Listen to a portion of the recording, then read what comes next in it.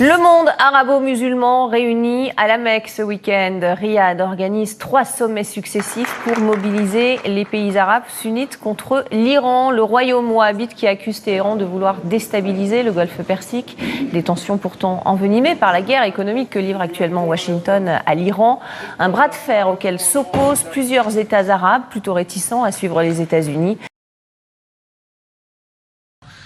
Qui ne fait qu'officialiser ce qu'on ressent déjà depuis quelques années, à savoir un véritable rapprochement israélo-saoudien, discret la plupart du temps, bien évidemment, mais réel, parce que l'ennemi commun, c'est l'Iran, bien évidemment. Donc une alliance israélo-saoudienne, ou pour être plus précis, une alliance américano-israélo-saoudienne, une alliance américano-israélo-saoudienne, Washington, Jérusalem, Riyad, qui tente de faire bloc pour contrer les aspirations iraniennes dans la région. Washington, Jérusalem, Riyad, qui tente de faire bloc pour contrer les aspirations iraniennes dans la région.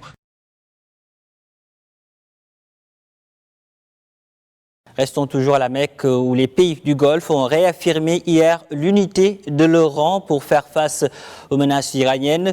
Dans le communiqué final ayant sanctionné le sommet extraordinaire du Conseil de coopération des pays du Golfe, les participants ont mis l'accent sur la solidarité du CCG contre ces menaces. Le sommet a condamné également les attaques des Houthis contre l'Arabie Saoudite. Le Conseil a aussi dénoncé les opérations de sabotage dans les eaux territoriales émiraties. Il a par ailleurs appelé l'Iran à respecter la Charte des Nations Unies et à abandonner les agissements hostiles qui portent atteinte à la sécurité et à la stabilité de la région.